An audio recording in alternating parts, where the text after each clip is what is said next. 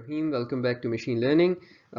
पिछले लेक्चर के अंदर हम ओवरफिटिंग का प्रॉब्लम देख कर आए हैं, हम बायस वेरिएंस के मामलात को देख कर आए हैं कि क्या होते हैं, किस तरह से आते हैं, और हमने ये देखा था कि इसको ओवरफिटिंग को सॉल्व करने के लिए हमारे पास दो कम से कम जो मेथड्स बीच में मौजूद थे, उनमें से एक रेगुलराइजेशन का मेथड था जो हमारा अगली वीडियो का टॉपिक होगा इंशाल्लाह, और एक ये था कि हम फीचर्स को सिलेक्ट कर लें और ऐसे फीचर्स को निकाल दें जो कि नॉइजी हों या कोरिलेट ना कर रहे हों हमारे आउटपुट के साथ या आउटपुट वेरिएबल के साथ, उसके उसके अच्छे प्रिडिक्टर्स ना हों।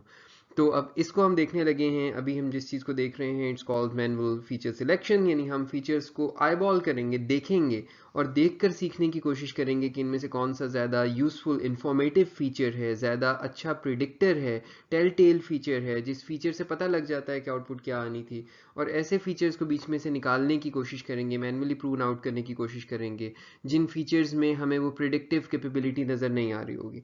इस काम के लिए हमने जिस मेथड को यूज़ करना है वो हमारे स्कैटर प्लॉट्स हैं या स्कैटर डायग्राम्स हैं जिनको हम यूज़ करेंगे। एंड लेट्स सी कि किस तरह से हम स्कैटर डायग्राम्स को यूज़ कर सकते हैं for eyeballing our various features and for figuring out various interesting things about the relationship between the features and the output variable. जो एग्जाम्पल मैं यहाँ यूज़ करने लगा हूँ वो इस लिंक से आ रही है, and this is basically this is a really good discussion on regularization, जिसको हम अगली वीडियो के अंदर भी यूज़ करेंगे और इसी को रेफ़र करेंगे, जिसके अंदर इन्होंने एक बड़ी सिंपल सी एग्जांपल ली हुई है और उसके अंदर ही इन्होंने मैनुअल फीचर सिलेक्शन की बात भी की हुई है। तो I really like the example and that's why I just picked it up, और उसकी विजुअलाइजेशंस भी अच्छी थी तो मैंने इसलिए इसको इंक्लूड कर लिया है लेक्चर के अंदर। अच्छा जी, यहाँ पर ये हम एज्यूम कर रहे हैं कि हमारे पास जो हमारा डेटा फ्रेम है वो 1000 डेली मेजरमेंट्स से बना हुआ है of the following independent variables. जिस चीज़ को हम प्रिडिक्ट करना चाह रहे हैं वो शार्क अटैक्स हैं। So the number of shark attacks and this is our output variable जिसको हम देख रहे हैं। अच्छा, जिन चीज़ों की मदद से हम नंबर ऑफ शार्क अटैक्स को प्रिडिक्ट करना चाह रहे हैं और ऑब्वियसली हम रिग्रेशन कर रहे हैं कि नंबर ऑफ अटैक्स कितने हैं, तो जिन फीचर्स को हम यूज़ कर रहे हैं उनमें से एक है the number of swimmers in the water. So the swimmers watch jaws, अगर आपको याद हो जॉज एक बड़ी एक इंटरेस्टिंग मूवी थी शार्क्स के बारे में और वो शार्क अटैक्स के बारे में। तो हम यहाँ पर ये मेजर कर रहे हैं the percentage of swimmers who have watched the iconic jaws movie. तो जिन्होंने जॉज की मूवी देखी हुई है इन स्विमर्स में से, दूसरा फीचर ये है। तीसरा फीचर है average temperature of the day, उस दिन का टेम्परेचर क्या है यानी on average. And the third the last feature is stock price, कि स्टॉक की the price of your favourite tech stock on that day. और ऑब्वियसली वी कैन सी कि at least this one is a completely unrelated variable. तो किस तरह से हमें क्या चीज़ में नज़र आ रहा होगा कि अनरिलेटेड है और इसको हम बीच में से प्रूव आउट कर सकते हैं और इसको हमें यूज़ करने की ज़रूरत नहीं है। ये हमारा वो टॉपिक है जिसको आज हम देखने लगे हैं। जो पहली चीज़ मैं आपको यहाँ पर दिखाना चाहूँगा वो ये स्कैटर डायग्राम्स हैं, जो कि बेसिकली हमारे सारे के सारे इनपुट फीचर्स और हमारा आउटपुट फीचर, सो हमारा आउटपुट फीचर यानी शार्क अटैक्स और हमारे सारे इनपुट फीचर्स यानी कि watch Jaws and swimmers and temperature and stock price, वो सारे के सारे आपको नज़र आ रहे हैं। And then you see a bunch of these scatter diagrams. अगर मैं इन स्कैटर डायग्राम्स को समझना चाहूँ कि इनमें क्या है, for example let's look at this one. यहाँ पर आपको ऑन दी वर्टिकल एक्सिस जो चीज़ नज़र आ रही है that's basically this watch jaws, और जो आपको हॉरिजॉन्टल एक्सिस पे चीज़ नज़र आ रही है that is swimmers. So this is a plot of swimmers against washed jaws. और अभी फ़िलहाल मैं इसको इसी बात को यहीं पर रोकता हूँ और अगली स्लाइड में मज़ीद डिस्कस करूँगा कि इस प्लॉट से हमें कुछ समझ में आ रहा है या नहीं आ रहा। ठीक है, अब तो इसी तरह से हम किसी भी ग्राफ के बारे में मालूम कर सकते हैं कि वो किसके अगेंस्ट प्लॉट हुआ हुआ। So for example if I look at this graph, this is between washed jaws on the vertical and on the horizontal it is attacks. So this is a graph, a scatter plot between an input feature and our outcome, हमारा output variable जिसमें हम interested हैं। ठीक है, एक आध और देख लेते हैं। For example, what would this be? What would this be? पहले अपने आप से पूछें और फिर यहाँ से हम इसको डिस्कस करते हैं। So on the vertical axis we have attacks and on the horizontal axis we have swimmers.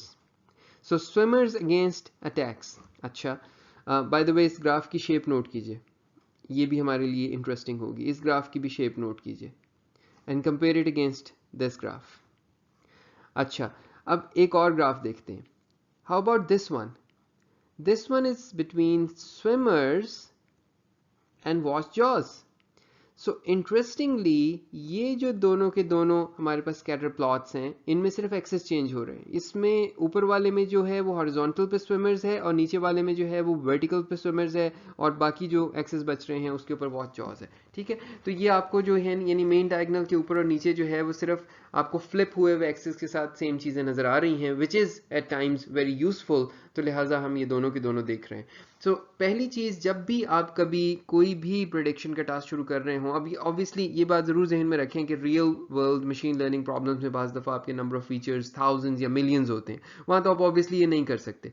But even like 3 और 4 और 5 फीचर्स में आप ऐसा नहीं कर सकते कि 5 डायमेंशनल प्लॉट बनाकर उसमें कुछ समझने की कोशिश करें। That's going to be too complicated. So an easy way to do that is for a manageable number of features you could just have a plot like this and then just eyeball the features and try to figure out by looking at these scatter plots कि क्या यहाँ से हमें कुछ समझ में आ रहा है कि कौन कौन सा फीचर हमारी प्रेडिक्शन में इंपॉर्टेंट है और कौन सा नहीं।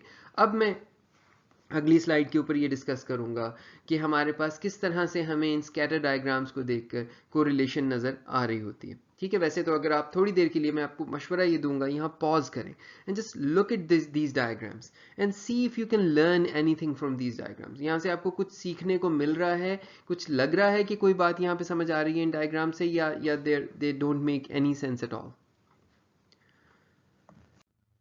अच्छा जनाब, स्कैटर प्लॉट्स के अंदर हमें कुछ ट्रेंड्स हैं जिनसे बहुत कुछ सीखने को मिलता है।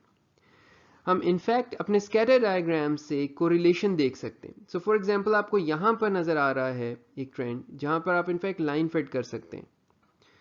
इसका मतलब क्या है? जैसे जैसे मेरा हॉरिजॉन्टल एक्सिस के ऊपर इंडिपेंडेंट वेरिएबल चेंज हो रहा है या वेरिएबल चेंज हो रहा है, वैसे वैसे मेरा वर्टिकल वाला जो है वो भी इंक्रीज कर रहा है। So this is a linear relationship. When one increases, the other increases. So it's a direct proportionality relationship, and it is perfect because in this case the slope is 1. So ये perfect correlation, by the way जो नीचे लिखे हुए हैं ये आपकी correlation लिखी हुई है यहाँ पर. So it's a perfect positive correlation between these two variables. These are correlated, perfectly correlated with each other. In this one, you again see a positive correlation. When one increases, the other increases. However, it's not perfect, but it's very high. It's a high positive correlation. अच्छा, जब ये highly correlated features होते हैं ना आपके पास, for example अगर मैं कहूँ मेरा कोई एक input feature मेरे output के साथ correlate कर रहा है, that means कि it's a really good predictor. अब जब ये बढ़ता है तो वो भी बढ़ता है। सो लिहाजा एक चीज़ के होने से दूसरी वाली चीज़ पे एक डायरेक्ट इम्पैक्ट हो रहा है, तो लिहाजा it's a very good predictor of my output. अच्छा, अब ये तीसरे वाले को देखिए। So it is a little bit all over the place, but just a little bit. Although we see a trend here. So there is a correlation, but there is a low positive correlation. So है direct proportionality relation, लेकिन अब there is a spread. There is a noisy spread in the data. If you look at this one, there is no correlation. There is zero correlation. यहाँ पे कोई correlation नज़र नहीं आ रही है, और हम इसकी कुछ examples आगे और भी देखेंगे जहाँ पे correlation बहुत कम होगी या नहीं होगी. But now let's look at another type of relationship, which is a negative correlation relationship. तो हम उल्टा जा रहे हैं बिल्कुल, कि जब एक बढ़ता है variable तो दूसरा वाला घट रहा होता है. So these values initially for this was high, but for this is pretty low. So when one increases the other decreases. So basically ये negative correlation है, यानी अब जब इस किस्म की चीज़ के weights आएंगे हमारे पास तो वो negative weights होंगे. जब अगर हम लेट्स से रिग्रेशन की मदद से ट्रेनिंग करवाएं एक ऐसे फीचर के ऊपर जो कि नेगेटिवली कोरिलेटेड हो, तो उस ट्रेनिंग के नतीजे में उसको नेगेटिव वेट मिलेगा. ठीक है, बिकॉज जब ये नहीं होता तो वो वाली चीज़ हो रही होती है, जब ये कम होता है तो वो वाली चीज़ ज़्यादा हो रही होती है, जब ये ज़्यादा होता है तो वो वाली चीज़ कम हो रही होती है. By the way these correlations can also exist amongst the features themselves. तो features भी आपस में correlated हो सकते हैं, हम उनको collinear features कहते हैं, और ये features भी हमारे लिए काफ़ी मसला बनते हैं. और different machine learning algorithms in इनको रिलेटेड फीचर्स को डिफरेंट तरह से डील करते हैं. सो रिग्रेशन और उसके डिफरेंट तरीके उसको और तरह डील करते हैं, ऑल्दो कि regression still deals with it. So by regression I mean the type of machine learning algorithms जिसके अंदर रिग्रेशन भी आती है, वो उसको ज़रा बेहतर तरह डील कर लेते हैं. जब हम एक और तरह के एल्गोरिथम्स हैं जिनको हम जनरेटिव एल्गोरिथम्स कहते हैं, सो दीज एल्गोरिथम्स जिनको हम अभी देख रहे हैं डिस्क्रिमिनेटिव कहलाते हैं. जो जनरेटिव एल्गोरिथम्स हैं वो कुछ मसला करते हैं, और तरह का मसला करते हैं जनरेटिव के केस में, और वहाँ पर हम ये देखेंगे कि कुछ हमारी assumptions, बेसिक assumptions फेल हो रही होती हैं जिस वक्त हमारे फीचर्स के बीच में हाई कोरिलेशन हो, तो वहाँ पे एक इंडिपेंडेंस की हम assumption लेते हैं. But will get there and it would be a really fun discussion when the time is right. अच्छा जनाब, and you can basically just अपने जहन से अब बाकी आप समझ सकते हैं. तो high negative correlation and a perfect negative correlation, so -1, a perfect negative correlation. जो लाइन मैंने ड्रॉ की है वो इतनी परफेक्ट नहीं है but you can see the line जो कि ओरिजिनली वहाँ पर मौजूद है, जो इसमें फिट हो सकती है. So perfect negative correlation. Here are a few more examples जहाँ पे आपके पास जो है वो little या no correlation नज़र आ रही है. यहाँ पर आप देख सकते हैं कि कोई ट्रेंड इस तरह का नज़र नहीं आ रहा कि जब एक बढ़ता है तो दूसरा बढ़ता है, या एक घटता है तो दूसरा घटता है, तो दूसरा बढ़ता है. ठीक है, इस तरह का कोई ट्रेंड नज़र नहीं आ रहा. सिमिलरली यहाँ पर आपका जो स्लोप है, जो लाइन जिसको फिट कर रही है, that slope m is equal to just the intercept, just the y-intercept here, so m is equal to b. तो लिहाजा again there is very little if any correlation here, and again ये वो वाला case है जो हम ऊपर भी देख कर आए हैं, no correlation. So इस किस्म के फीचर्स अगर आउटपुट के साथ हम देख रहे हो, let's say your x is your input feature and y is the outcome, then ऐसे फीचर्स जो हैं ये कोई इतने यूजफुल नहीं होते, they are just noise. और अब आप वापस जाकर ज़रा बायस वेरिएंस वाली गुफ्तगू पर सोचें कि मेरे पास कुछ फीचर्स हैं जिनमें से कुछ नॉइजी फीचर्स हैं, और जब मैं ट्रेनिंग बढ़ाता जा रहा हूं तो मेरा जो मॉडल है, जो मेरे पैरामीटर्स हैं, वो फिट होते जा रहे हैं उस नॉइज के ऊपर. तो हमने जब कहा था ना कि when our algorithm learns the noise in the input in the training data, उससे हमारा मतलब ये था कि ये नॉइजी फीचर्स जो हमारे पास मौजूद हैं इनको भी वो सीखना शुरू कर देता है, and that could be a real big problem. अब इस नए नॉलेज के साथ जो आप यहाँ सीख चुके हैं, वापस चलते हैं और अपने फीचर्स को देखते हैं. So now if you look at it again, you can see कि पहले मैं स्विमर्स की बात करता हूँ. स्विमर्स का अगर मैं कोरिलेशन देखूं, या मैं इसका स्कैटर प्लॉट देखूं अगेंस्ट दी आउटपुट वेरिएबल, चाहे मैं उसको यहाँ देखना चाहूँ या मैं इसको यहाँ ऊपर देखना चाहूँ, इस जगह पर देखना चाहूँ, दोनों में से किसी जगह भी मैं इसको देख लूँ, तो मुझे एक पॉजिटिव कोरिलेशन नज़र आ रही है, अ लो पॉजिटिव कोरिलेशन. ठीक है, ये आपको समझ में आ रहा है ना कि लो पॉजिटिव कोरिलेशन है इसमें. ये लो पॉजिटिव कोरिलेशन क्यों है? हम कह रहे हैं जैसे जैसे there are more swimmers on the beach या in the water, there are more shark attacks. Make sense? That makes complete sense. Watch Jaws जो कि एक बड़ा अजीब सा फीचर था, उसकी हमें एक बहुत रिलेटिवली स्ट्रॉन्ग नेगेटिव कोरिलेशन नजर आ रही है.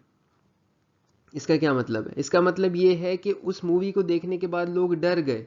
जितने ज्यादा लोगों ने वो मूवी देखी हुई है जो वहां मौजूद हैं, as the percentage of people who have watched the movie Jaws increases, the number of shark attacks decreases. तो ये आपको कहाँ नजर आ रहा है? ये इस वाले में नजर आ रहा है. As soon as the number of people, the percentage of people who have watched Jaws increases, the number of the shark attacks decreases. ठीक है, ये बढ़ रहा है तो आपके पास ये जो है नंबर ऑफ शार्क अटैक्स ये कम होता चला जा रहा है. ठीक है, और सिमिलरली अगर जो है वो ये कम हो रहा है, यानी कम ऐसे लोग जिन्होंने लो फ्रैक्शन ऑफ लोग जिन्होंने ये मूवी देखी हुई है, तो then there are high number of shark attacks, and you can see it on this other variable as well, just the axes are flipped कि watch jaws बढ़ता जा रहा है तो शार्क अटैक्स कम होते जा रहे हैं, and the other way around as well.